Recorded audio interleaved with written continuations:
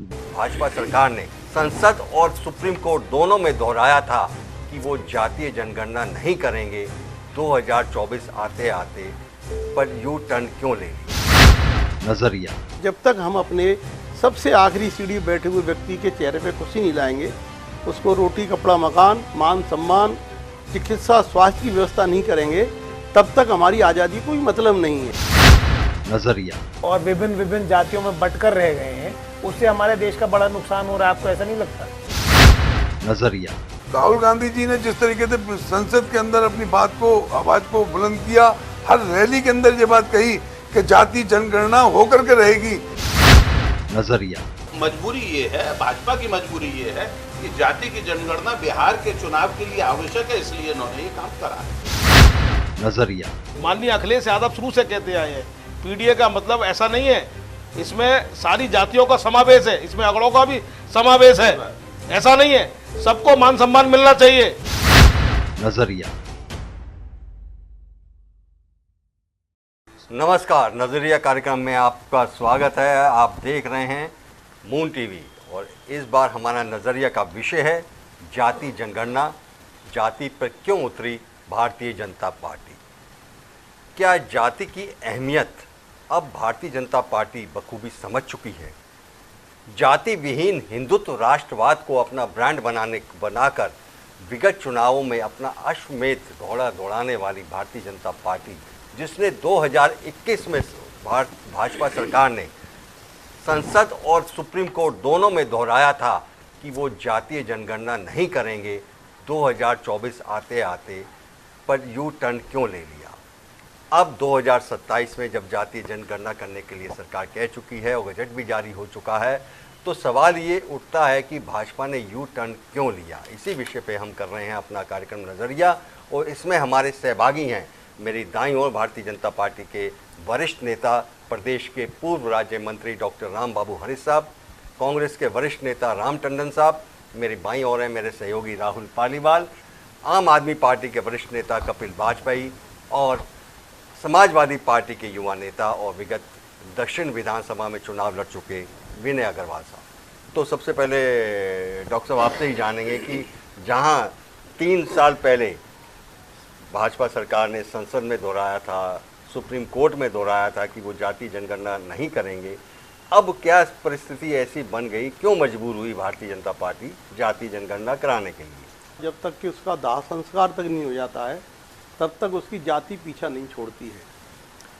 तो एक तो ये है कि ये जो सरकार की एक संवैधानिक जिम्मेदारी भी है और हमारी पार्टी जिस विचार को लेकर चलती है कि इस भारतवर्ष के अंदर हमको प्रत्येक नागरिक को आर्थिक रूप से, सामाजिक रूप से और राजनीतिक रूप से बराबर के स्थान पर ले जाना है।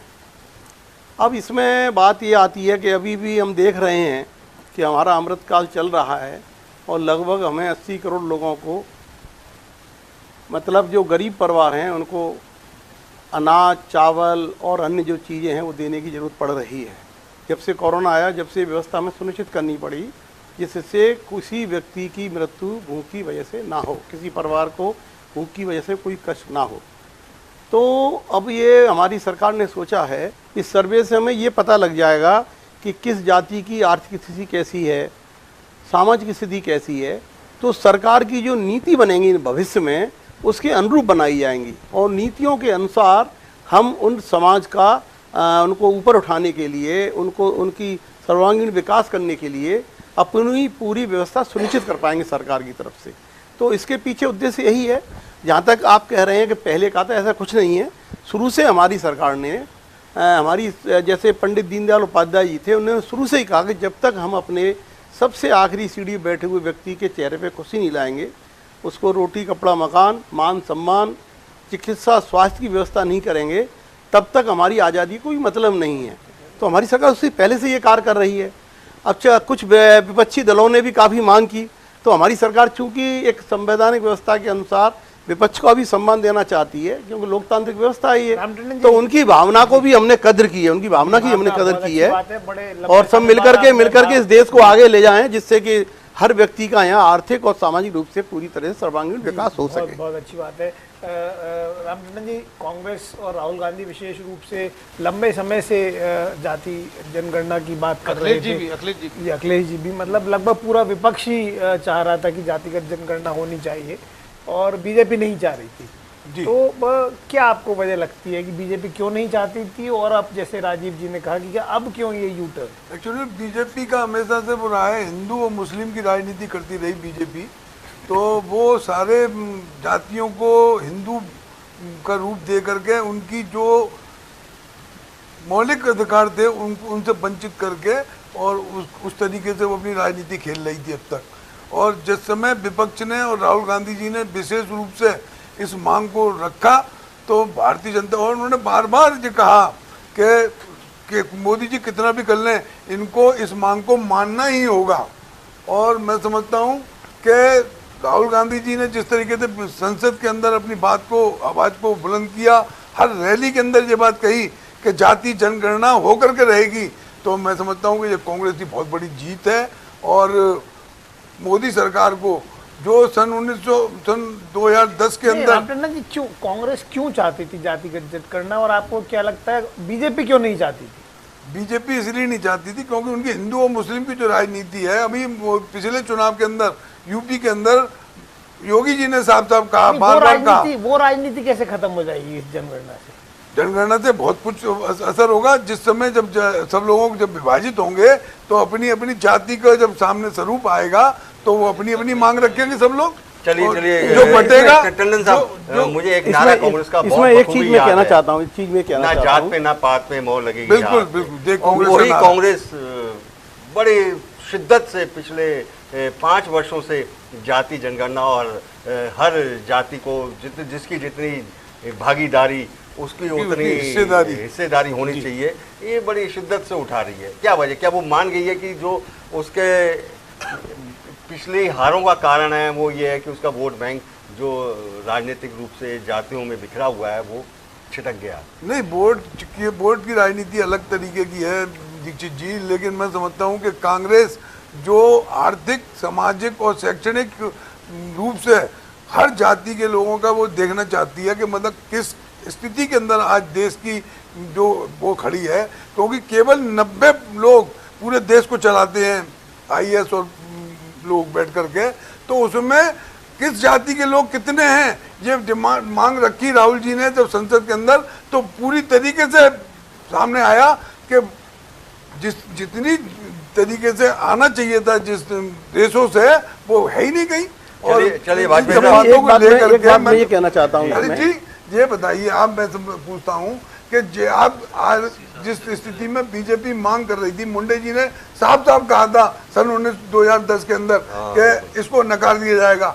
योगी जी कहते रहे जो बटेगा वो कटेगा, और नितिन गडकरी जी ने कहा कि जो जाति की बात करेगा वो लात खाएगा। तो इस तरीके से जब भारतीय जनता पार्टी की आ रही थी तो अब लेकर के आए, क्योंकि विपक्ष की मांग थी और ये समय की मांग है कि जातियों का सामने आना चाहिए किसका तो कितना ये तो अच्छी बात है। नहीं, इसमें देखिए 2011 में आपकी बात मानी, हम तो अच्छी बात है डॉक्टर साहब। देखिए 1931 में अंग्रेजों के समय जाति जनगणना पूरे देश की हुई थी, उसके बाद नहीं हुई, सन 1931 में हुई लास्ट, उसके बाद में 2011 में की गई।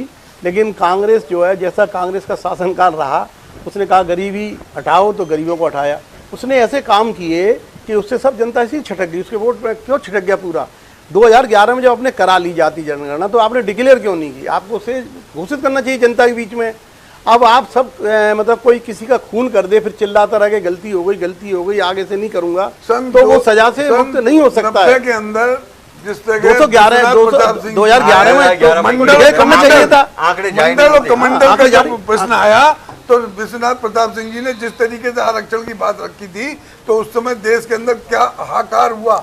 लेकिन मैं समझता हूँ कि सन 2011 में जिस समय जाति जनगणना हुई तो SC ST को लाया गया सामने। नहीं, SC ST का तो शुरू से जाति जनगणना ऐसी हो रही है, उसको सामने रखा गया, बाकी की सारी नहीं, SC एक्ट का SC करने का वायदा करके अरविंद केजरीवाल राजनीति में कूदे थे। उनका कहना था कि हमारी राजनीति अलग तरीके की होगी, वो भी फिर आके वो जाति और हिंदू मुस्लिम इसमें फंस गए। तो हिंदू मुस्लिम तो नहीं कहूँगा, ये तो पेटेंट करा रखा है, भाजपा और कांग्रेस आपस में लड़ते रहते हैं।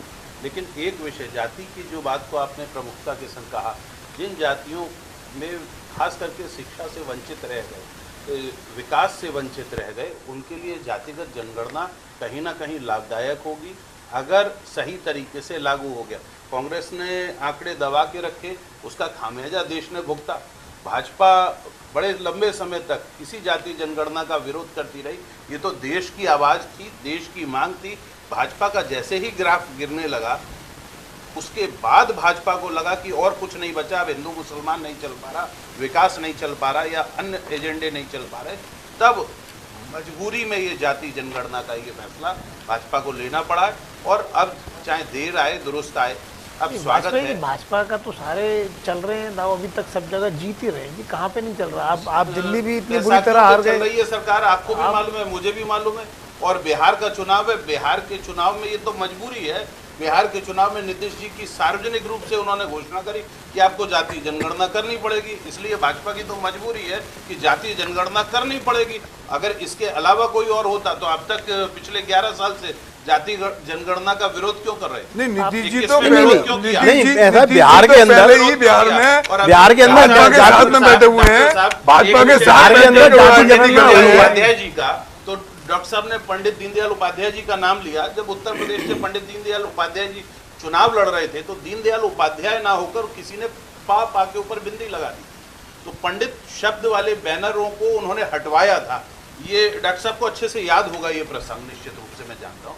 तो अगर वो उनका कहना था जाति के जनगणना की बजाय वैसे सार्वजनिक रूप से सबको अपना अपना हक मिलना चाहिए। अब मजबूरी ये है, भाजपा की मजबूरी ये है कि जाति की जनगणना बिहार के चुनाव के लिए आवश्यक है, इसलिए इन्होंने ये काम करा। अब देर आए दुरुस्त आए, देश के विकास के लिए मैं तो कह रहा हूँ, स्वीकार कर रहा हूँ इस बात को, चाहे देर से सही, लेकिन ये देश की मांग थी। और इसकी देश की मांग होने के कारण भाई, अगर कांग्रेस ने इतने साल पहले, कांग्रेस के पास 75 साल अगर सरकार रही तो 75 साल में सोए क्यों रहे?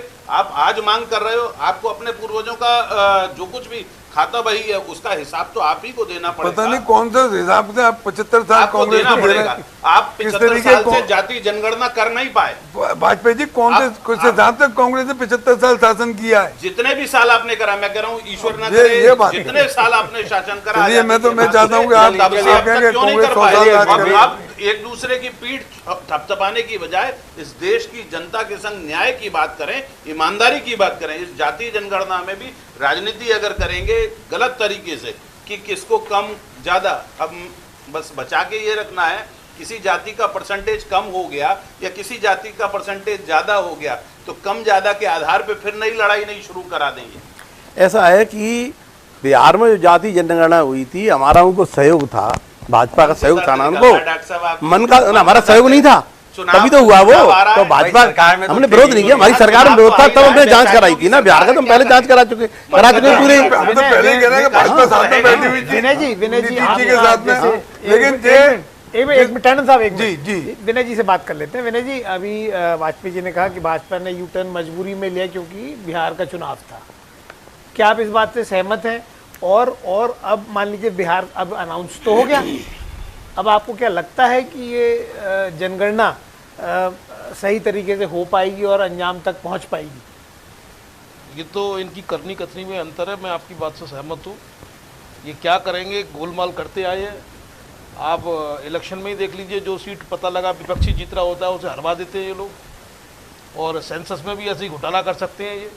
ये आशंका व्यक्त करी है। माननीय अखिलेश यादव जी शुरू से ही मांग करते आए और मुलायम सिंह जी ने हमेशा दलितों की, पिछड़ों की लड़ाई लड़ी और इनको बहुत आगे बढ़ाया, लेकिन हमेशा भाजपा ने इनको पीछे हटाने का कार्य किया। अभी का एक प्रसंग बता दूं मैं आपको, ये दलितों की बात करते हैं भाजपा वाले या ओबीसी की बात करते हैं, रामजी लाल सुमन कितना सीनियर सांसद, मेरे ख्याल से संसद में शायद सबसे बड़े सीनियर होंगे आज की डेट में, उनके घर पे हमला करवाते हैं ये सुनियोजित तरीके से, एक दलित सांसद के घर। ये दलित भाजपा का इसमें कोई रोल थोड़ी है ना, भाजपा का रोल थोड़ी है, भाजपा क्यों करा रही है दंगा? हम लोग टॉपिक से विनय जी आप बात बताइए, भाजपा थोड़ी दंगा करा रही है। यहाँ पिछड़ों की और दलितों की जब बात हो रही है तो ये टॉपिक भी सामने आएंगे। इतना सीनियर सांसद, उसके घर पे आप हमला करवाते हैं, और हमला बुलडोजर से वहां से चलकर आ रहा है। नहीं, अगर विनय जी आप सीनियर सांसद जी को भी तो अपनी बात ध्यान रखना चाहिए। विनय जी दिक्कत देखिए कहाँ पर है, ध्यान रखना चाहिए भाई, क्या बोलना क्या। वो सांसद हैं, वो भाई आप जो है क्या है वो एक बाद में, और पुलिस देखिए एक सांसद माननीय सर्वोच्च न्यायालय का निर्देश है, किसी महिला के साथ रेप हो जाता है, सही में घटना हुई है, लेकिन उसको कोई व्यक्ति डिक्लेयर नहीं करेगा, शो नहीं करेगा, उसकी सम्मान के लिए, तो भाई बहुत चीजें ऐसी होती है, गलत भी हो सकती हैं, लेकिन जो आदमी इतना बड़ा लाइव टीवी चल रहा है, लाइव सब चीज अरे भैया जी, कोई बात हुई है, स्त्री में कुछ हुई है, तो उसको नहीं कहना चाहिए, जिससे किसी भावना को ठेस, सांसद पे जब हमला करवा सकते हैं, किसी भावना को ठेस नहीं उसके खिलाफ FIR हुई है, कार्रवाई होगी, कानूनी कार्रवाई होगी, FIR हुई है उनके खिलाफ FIR पकड़े गए, शाम को छोड़ दिया गया, जो दोषी है, दोषी और 500 मीटर पे प्रदेश का मोहल्ला लगा हुआ, ये दोषी है जो उसके खिलाफ FIR हुई है, नियमों के तहत कार्रवाई होगी। आप पहले गोली मरवा दो किसी को, फिर उसे पकड़ो वैसे आपने पहले क्यों नहीं सुरक्षा करी? चलिए पूरी सुरक्षा थी। माननीय अखिलेश यादव जी ने वो बात कानून व्यवस्था की हो जाएगी। अच्छा, अगर आप पूरी सुरक्षा थी, ऐसा नहीं, पूरी सुरक्षा थी, सुरक्षा नहीं होती पूरी, तो मुख्यमंत्री 200 मीटर पर मुख्यमंत्री बाद में किसी घर पे हमला, ये बहुत बड़ी बात है, बहुत बड़ी बात है जी। शर्म से और आप दलित पक्ष से आते हैं, आपको इस्तीफा दे देना चाहिए पार्टी से, दलितों के सम्मान में। लॉ एंड ऑर्डर की बात, वो लॉ एंड ऑर्डर की बात, चलिए लॉ एंड ऑर्डर होता है, बहुत चीज देखनी पड़ती है, बहुत कुछ नहीं आती। माननीय सांसद जी के साथ और माननीय अखिलेश यादव जी ने हमेशा जातिगत जनगणना की बात करी है और उठाई है, और भाजपा सरकार को मजबूर कर दिया कि उन्हें निर्णय लेना पड़ा, यू टर्न लेना पड़ा। नहीं, और यू टर्न लेने में भाजपा माहिर है। किसानों के आंदोलन को वो कुचलने की कोशिश कर रही थी, लेकिन यू टर्न लेकर किसानों की मांग मांगनी पड़ी। देखो ऐसा है, किसानों की जहां तक तुम कहते हो, सुनो कैसे, अब हमें कहने दो, आप अपनी बात पे कहना। ऐसे ही यू टर्न जातिगत जनगणना पे कह रहे थे नहीं करेंगे, जब देखा 400 का नारा देने वाली, ऐसा कभी नहीं कहा, नहीं करेंगे, ऐसा कभी नहीं करेंगे, कभी नहीं कहा। उत्तर प्रदेश का चुनाव परिणाम ने भाई कभी नहीं कहा, बिल्कुल परिणाम को मजबूर किया। उन्हें बिहार में दिख रहा है, बिहार में वो लोग हार रहे, उत्तर प्रदेश ने दिखा दिया उनको 10 सीटों पे घोटाला करने के बावजूद भी समाजवादी सबसे पहली पार्टी रही, सबसे पहली पार्टी रही। उत्तर प्रदेश के लोकसभा चुनाव परिणाम ने क्या भाजपा को मजबूर कर दिया कि जाति की वो असलियत को समझे, क्योंकि जो बात हो रही थी कि 65 से ऊपर लोकसभा सीटें आएंगी, वो 37 तक ही सिमट गई, तो भाजपा की आंखें 33 तक। ऐसा होता है कि कभी कभी जो है झूठ को ज्यादा बोला जाता है तो वो भी सत्य लगने लगता है। जो विरोधियों ने 400 का झूठ लगाया, बात तो सुनो भाई, लगने लगा। अरे सुनो सही, जवाब तो आने दो भाई, विनय जी जवाब आने दो। तो उस समय ऐसा हुआ कि उस समय जितने विरोधी थे ये सब एकजुट होकर के तो पहले से पूरा इतना हल्ला मचा दिया कि आरक्षण खत्म कर रहे हैं, संविधान बदल रहे हैं, तो भोले वाले गरीब सीधे साधे लोग कंफ्यूज हो गए बेचारे, कंफ्यूज हो गए, और कंफ्यूज होने की वजह से वो गलती कर गए, बाद में पता लगा कि सबको गड़बड़ लोग हैं, ये लोग सही है।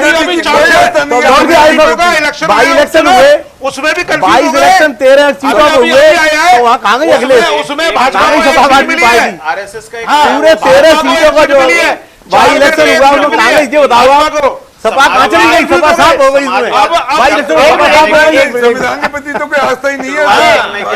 टंडन साहब, हम लोग हमेशा जातियों में बटे रहे हैं, और क्या आपको नहीं लगता कि हमारे देश में अगर जाति विहीन समाज होगा तो हमारा देश तरक्की करेगा? आज जो हम हिंदू मुस्लिम और विभिन्न जातियों में बटकर रह गए हैं, उससे हमारे देश का बड़ा नुकसान हो रहा है, आपको ऐसा नहीं लगता? देखिए, और ये जातिगत जनगणना से ये भावना और ज्यादा बढ़ेगी, आपस में वैमनस्यता और ज्यादा बढ़ेगी, क्या आपको ऐसा नहीं लगता? जे वर्ण व्यवस्था और जो जातियों की गणना की बात है, ये कोई आज नई बात पहली बार नई बात तो नहीं है, लेकिन मैं समझता हूँ कि भारतीय जनता पार्टी ने जिस समय ये घोषित किया है, समय एक युद्ध काल का समय चल रहा है, वो उसी दिन उन्होंने 30 अप्रैल को ये घोषणा कर दी कि मतलब जाति जनगणना कराई जाएगी। इसका मोटिव समझ में नहीं आया उस समय पर, ऐसे अचानक और आज तक इसका विरोध करते रहे और आज अचानक आकर के उन्होंने एकदम इसको डिक्लेयर कर दिया। ये बहुत बड़ी बात है देश के लिए। लेकिन हम उसके बावजूद भी हम उनके साथ में हर तरीके से जाति जनगणना होनी चाहिए, क्योंकि हमारे नेता आपको स्वागत करना चाहिए, आप लोग स्वागत करना चाहिए। हम स्वागत करते हैं, लेकिन भारतीय जनता पार्टी की नीयत साफ नहीं है। नीयत बिल्कुल साफ है, नीयत बिल्कुल साफ नहीं है। साफ ईमानदारी से सहयोग करेंगे, जातियों को ढूंढेंगी। देखिए ईमानदारी से आप सहयोग करेंगे, विपक्षी दल जातियों तो को रिजल्ट अच्छा आएगा, जाएंगी। इसका रिजल्ट अच्छा भारतीय जनता आएगा। पार्टी कुछ ना कुछ ऐसा देश में कराएगी कि जातियां आपस में लड़ जाएंगी। अभी देखिए संसद के घर में हमला, ये जातियों को लड़ाने वाले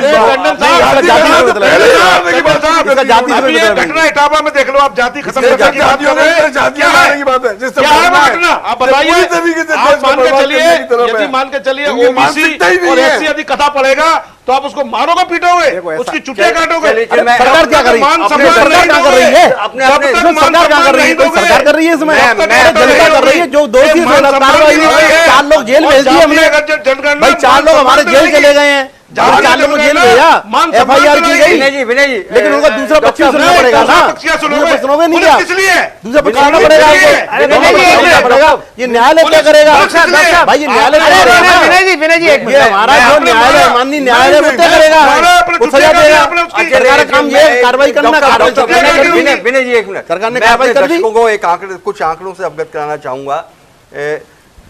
1931 में जो आखिरी जातीय जनगणना हुई थी उस समय 4147 जातियों को बताया गया था कि देश में 4147 जातियां हैं, जबकि 2011 में जो जनगणना हुई जिसमें जाति को भी पूछा गया था, कांग्रेस से उस समय यूपीए गवर्नमेंट थी केंद्र में, तो उस समय 46 लाख अनोखी जातियों के नाम आए 2011 की SECC में। 2479 ओबीसी समुदाय केंद्र की सूची में हैं, 2479, और 3150 ओबीसी समुदाय राज्य केंद्र शासित प्रदेशों की सूची में हैं। अभी तो ये आंकड़े हैं जो 2011 और 1931 की जनगणना के मुताबिक बताए जाते हैं।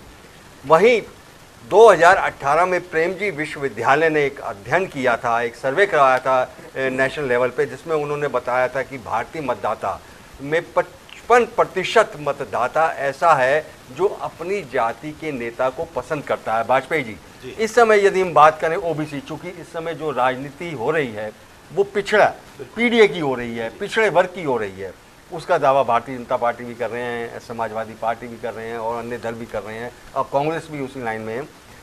तो ओबीसी के नेता अगर हम बात करें तो प्रधानमंत्री मोदी ओबीसी के नेता हैं, अखिलेश यादव ओबीसी के नेता हैं, या बिहार में जो इस समय नेता हैं वो ओबीसी के नेता हैं। लेकिन मोदी सरकार ही ऐसी थी जिसने 2018 में नीट और एनईटी में 27% ओबीसी आरक्षण लागू किया था, उससे पहले नहीं था, 2018 से पहले। और 2018 में ही मोदी सरकार ऐसी थी जिसने राष्ट्रीय पिछड़ा वर्ग आयोग को संवैधानिक दर्जा दिया था। तो ऐसे में यदि हम बात करें तो भाजपा जो भी सरकार रही है, जो विनय भाई अभी बात कह रहे थे ना, इनकी करनी कथनी में नीट में ओबीसी का आरक्षण तो घोषित करा, नीट का हर्ष क्या कर दिया। नीट की परीक्षा की जो दुर्गति इस सरकार ने करी है वो भी देखने लायक है कि नीट की परीक्षा, अभी क्लैट का रिजल्ट निकला था, वो दोबारा से रुक गया। तो इनकी परीक्षाओं का परिणाम क्या आता है, इनकी नीयत और नीति दोनों में अब अंतर आ जाता है, इसलिए लोग इनके करने पर प्रश्न चिन्ह खड़ा करते हैं। और वर्तमान की स्थिति तो सबको सामने दिख रही है। भाई बिहार का चुनाव हार रहे हैं बुरी तरह से, वहां से अगर वहां गड़बड़ हुई तो राष्ट्र की, इनकी सरकार के एक प्रमुख बैसाखी टूटने का डर है। जो उन्होंने कहा इन्होंने मानना था, वो इसलिए जरूरी है। बस अब कितना इसका इम्प्लीमेंट सही तरीके से होता है, कौन कौन सी जातियों के आंकड़ों, भाई कांग्रेस ने अगर पहले करके रखे थे आंकड़े, घोषित क्यों नहीं करे?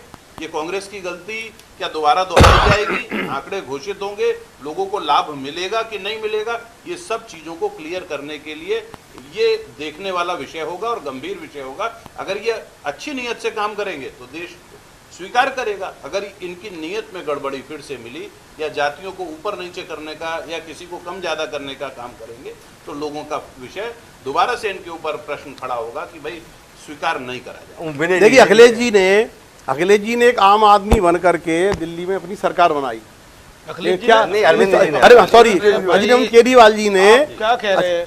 अरविंद केजरीवाल जी ने, अरविंद सॉरी गलती हो गई। 400 से 240 अरे पे आ गए आप। अरविंद केजरीवाल जी ने अपने को आम आदमी का बन करके कार्य किया, लेकिन आज आप देखिए उनकी क्या स्थिति है। वो आम आदमी की सोच कहाँ चली गई उनकी? अरे कहाँ गई आम आदमी वाली रहने की स्थिति, खाने की स्थिति, करने की स्थिति?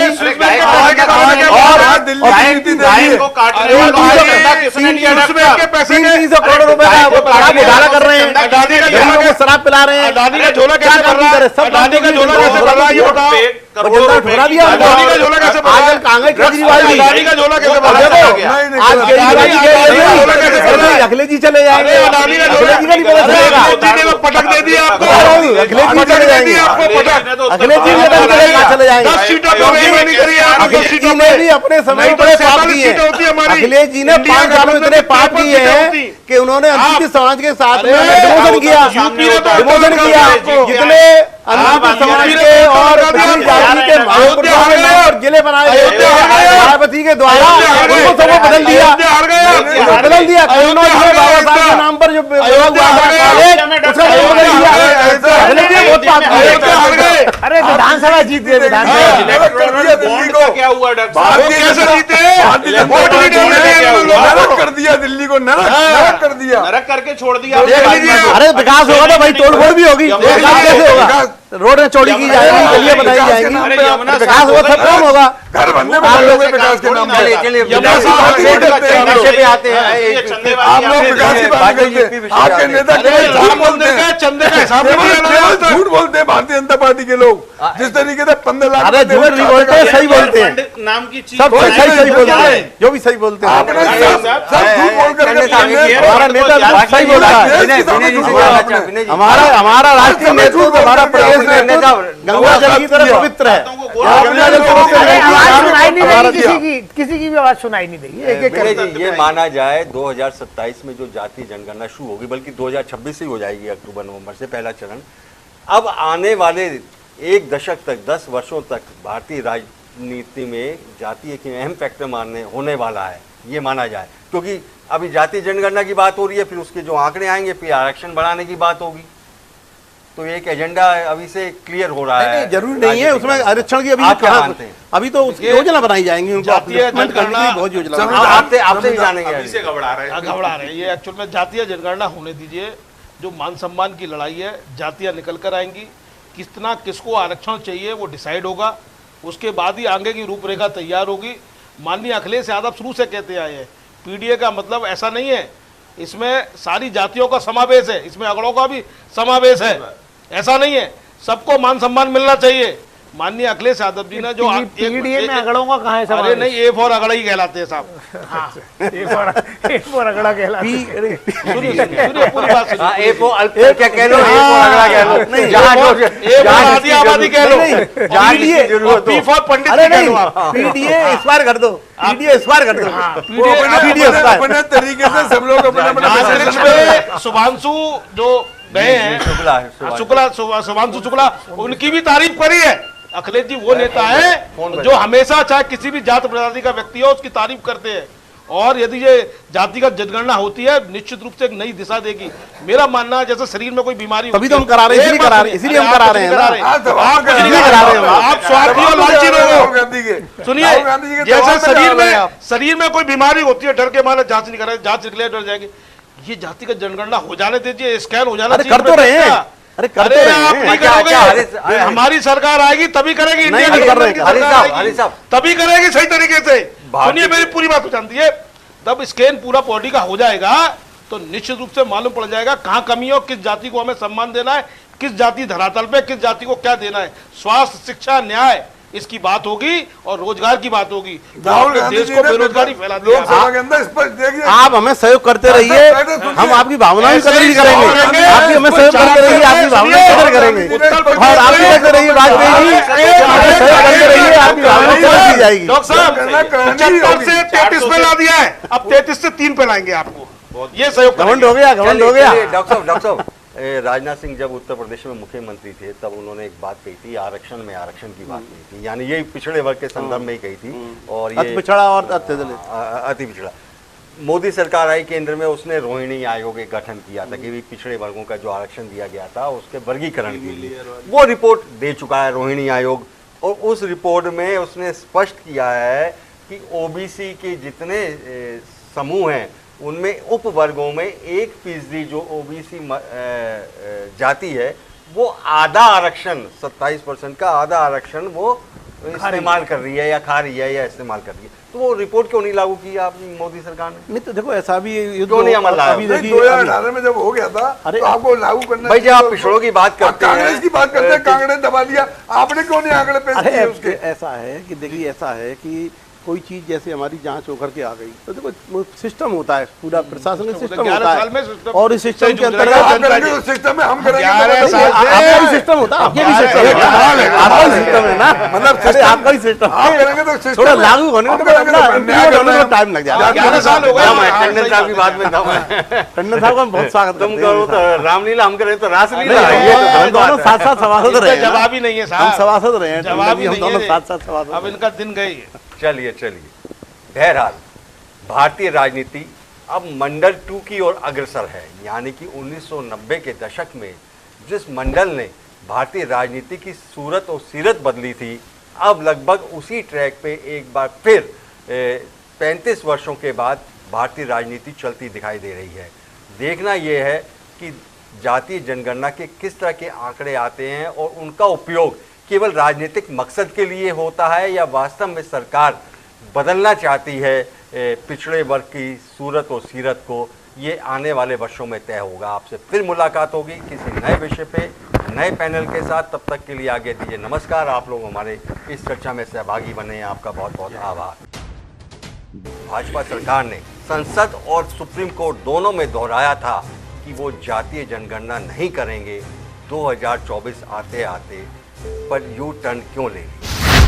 नजरिया। जब तक हम अपने सबसे आखिरी सीढ़ी बैठे हुए व्यक्ति के चेहरे पे खुशी नहीं लाएंगे, उसको रोटी कपड़ा मकान मान सम्मान चिकित्सा स्वास्थ्य की व्यवस्था नहीं करेंगे, तब तक हमारी आज़ादी कोई मतलब नहीं है। नजरिया। और विभिन्न जातियों में बटकर रह गए हैं, उससे हमारे देश का बड़ा नुकसान हो रहा है। आपको ऐसा नहीं लगता? नजरिया।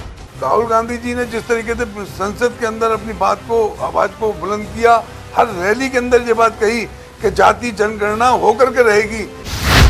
नजरिया। मजबूरी ये है, भाजपा की मजबूरी ये है कि जाति की जनगणना बिहार के चुनाव के लिए आवश्यक है, इसलिए इन्होंने ये काम करा है। नजरिया। माननीय अखिलेश यादव शुरू से कहते आए हैं, पीडीए का मतलब ऐसा नहीं है, इसमें सारी जातियों का समावेश है, इसमें अगड़ों का भी समावेश है, ऐसा नहीं है, सबको मान सम्मान मिलना चाहिए। नजरिया।